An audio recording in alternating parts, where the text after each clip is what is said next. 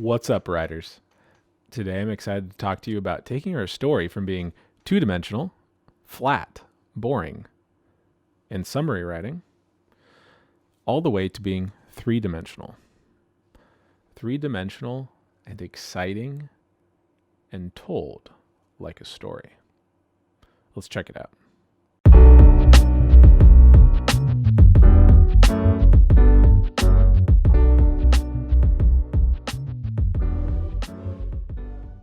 Okay, writers, last time we wrote one sentence summaries, and those one sentence summaries got us going and got us ready to write our story. That one sentence summary of what happens in your story is going to help us today in thinking about going from 2D to 3D. Without realizing it, that summary from last time was really an example of two-dimensional writing. It was telling, not showing. So today, you are going to need to choose a scene or a small part of your story where you could describe what happens in one or two sentences, and that would be an example of telling. We're going to take that example of telling, that scene, and turn it into storytelling or show. We're going to be able to see as a reader what happens in the scene versus just being told what happens in the scene, because as all of you know, no one likes to be told what to do. Am I right? I'm right. So let's take a look at the example of my story that we haven't gotten to look at much yet, but I must say, I think it's coming along quite nicely. Let's check it out. Writers, what you need to understand about the part that you're looking at right now, or going to look at, is that it is me just telling what's going to happen in this scene. So here we are. Derek was so angry that Allie had blown him off. He followed her all the way home until Allie's dad yelled at him. Okay, now I'm going to go ahead and try to transfer that into a scene. And it gets long, but I'm going to try to stop and show you where pieces of evidence that I've written go ahead and support what I've said is going to happen in this scene. So remember, this long scene I'm writing, you could think of as like evidence that supports the actions of the two-dimensional story above, the scene summary. Standing in the sea of students breaking around him, Derek used his height advantage, like a periscope, peering around until he had spotted Allie's blonde hair darting between backpacks toward the door. Unfortunately, she was on the far end of the hall, heading to the back exit by the time he started wading in her direction. Okay, so already there's evidence that he is following her. In fact, there's also a little bit of evidence that he is angry, I guess, although there's more anger that we'll see here. Okay. What is her rush? Derek thought, jamming his forearms forward like he was What is her rush? Derek thought, jamming his forearms forward like he was drive blocking at football practice. He broke free from the storm of students rushing toward the main exits with one last push, but Allie had vanished. He stood there, rocking back and forth. The students made a wide berth around him. Their eyes darted glances in his direction as their arms hugged books tightly to their chest. The students seemed to sense Derek's anger and desperation as it boiled up inside of him, hoping it wouldn't pop when they passed. However, an idea popped into his head instead. Get her address from the office. Okay, so right there, we're seeing how angry Derek is. There's actually a group of students that are trying to stay as far away from him as possible, just because that's how upset he looks. They can see it. So if we're looking at up ahead or up above at the original sentence, Derek was so angry. Okay. Allie has blown him off. She's left the school, and Derek is so angry about it that now students are avoiding him. And now we're about to see that he's going to follow her all the way home. If Derek was good at intimidating students, then he was exceptional at talking his way around adults. so that only a couple minutes later the wind was whipping a small white note in his hand as he marched down L Avenue. Why would she leave school so quickly? She always hangs out with her friends in front of the school. Had she purposely left quickly out at the back door because of him? These thoughts drove him in his desperation to understand why she suddenly hated him so much. So without realizing it, he was running. His black hair flipped up and down with every stride. Okay, he's definitely following her at this point. He has her address.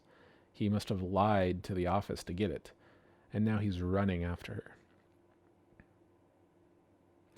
There, only a block in front of him, she popped out from behind a dingy delivery van. I've got her now. Smack, his backpack hit the ground as he ditched the dead weight chewing up the ground before him. In seconds, he was a car length away from her. Allie's head turned and her eyes gleamed with pure fear. She's afraid of me? She let out a high-pitched squeal that sounded like a puppy when you stop on its tail. Derek's hand shot out as he lunged to grab her backpack so she couldn't run. But Allie turned to start running. Missing her backpack, his hand latched onto her arm that had turned back toward him. The delay in grabbing her made Derek stumble. But he had a firm grip of her now, and he righted himself as she tried to pull it away. Hey, knock it off. I almost fell because of you, he burbled out of breath. Tugging against his arm, she pleaded, Leave me alone. Let me go. I just want to talk. I promise. I have nothing to say to you. Let me do the talking then. Give me 30 seconds. Trust me. Why would I trust you? Everything you say is poison. Derek tightened his grip on her arm and she screamed, Let go! Mom! Dad! Without realizing it, it was happening in the front yard of a large white house. And at that moment, an upstairs window was thrown open. In the window was a very large man with an equally large mustache and bald head. Let go of my daughter. I'm calling the police, he bellowed down. An instant later, Derek released his grip. It was replaced with silence. The door slammed behind Allie. She had already collected her things off the grass and scrambled inside, leaving Derek staring into nothingness. His vision threatened to go black. He was snapped out of it when Allie's dad, he guessed, yelled down at him red-faced. Get off my property now. The police are on their way. That was when I started to understand that there was something seriously wrong here. How did I end up in this situation? I just wanted to talk to Allie. More than anything, I wanted to apologize to make things right. Okay, so you can see there, evidence. Looking at the top of the paper, I needed to show that Derek was angry. Yes, Derek was certainly angry the whole time. So much so, he didn't even know how some of the things happened. He was blind with rage. Second, Allie blew him off multiple times. Next, he followed her all the way home. Yes, he was, I would almost say, stalking her. He followed her all the way home by lying to people at school so he could get her address. And finally, did Allie's dad yell at him? You bet he did. With his mustache and his bald head all the way down from the upstairs window. So, that little two-dimensional writing there in the beginning gave birth to this three-dimensional writing. I wrote the 2D part. That was it.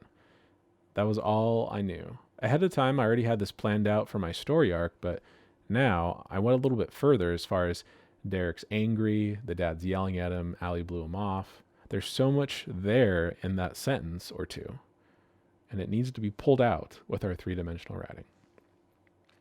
In 3D writing, we need to show thoughts, we need to show dialogue, we need to show actions, feelings, all the things that help the reader see what's going on. So now it's your turn.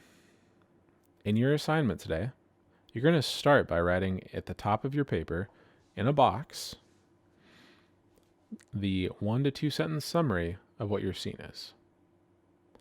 And that's just going to be told. It's your story idea, or in this case, the idea for your scene. And after you've written that down there, start telling it like you'd see it. and start thinking about how you could find pieces of evidence and add those to the piece of story that you're currently writing. And the reason that we're doing that is because in order for us to have a quality story, it has to go from being two-dimensional, flat, boring summary writing to three-dimensional. And up on the screen right now, you can see some of the things that make writing three-dimensional when we're telling the story bit by bit. Make sure you write those down right now on your paper as well.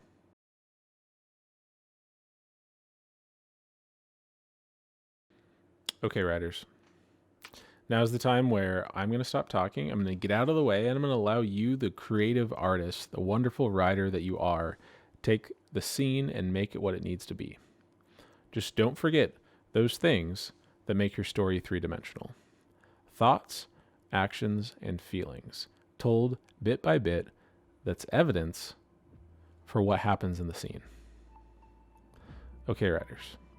Until I see you next time, go Hawks, and happy writing.